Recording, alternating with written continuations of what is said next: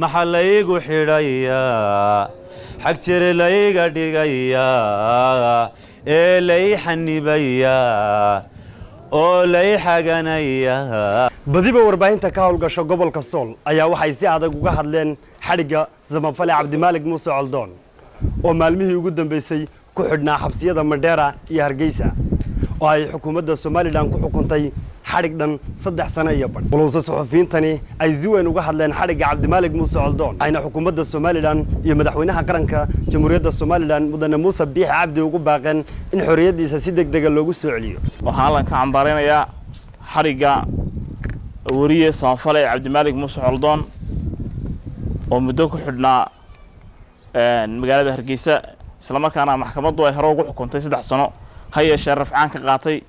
waxaanu maxkamadda iyo guud ahaan xukuumadda Soomaaliland ugu baaqeynaa inuu wariyahaasi cadaalad helo. anoo ku hadlaya afka warbaahinta magaalada Laascaanood ee xarunta gobolka Sool waxaan u sheegaynaa madaxweynaha Soomaaliland iyo wasiirka warfaafinta iyo wasiirka arrimaha gudaha ee Soomaaliland xadhigaasi inuu yahay xadhig aan sifo sharciyo loo marin Cabdimaaligna si degdeg ah xorriyadiisa loo soo celiyo. waxaanu leenahay tag cadaalad waaye sidii cawsha kaliya saxafiga uu khaldami kara laakiin saxafiga khalad kala waa in waaran maxkamadeed iyo sifo sharciyo loo soo maraa. Cabdimaalig Muuse Coldoon saxafi ahna samafale oo aan ognahay in dad badan ay ilaahay marka laga yimaado isaga ilaahay uu soo marin jiray waxna ugu soo dhiibi jiray waxna siin jiray.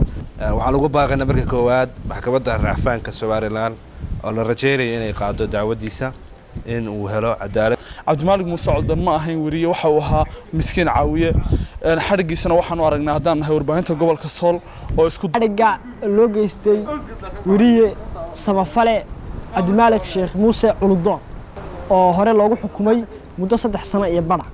haddaan nahay warbaahinta gobolka Sool xadhiga waan ka soo horjeednaa. si kastaba ha ahaatee Cabdimaalig Muuse Coldoon waxa uu ahaa samafale u dooda dadka jilicsan gaar ahaan deegaanada ay Soomaalidu degto. waxaanu Cabdimaalig Muuse Coldoon imika ku xidhan yahay xabsiga dhexe ee magaalada Hargeysa. وعلي آدم درر علي تاني ورركة تلفزيون كون كيبل magaalada Laascaanood ee xarunta gobolka Sool.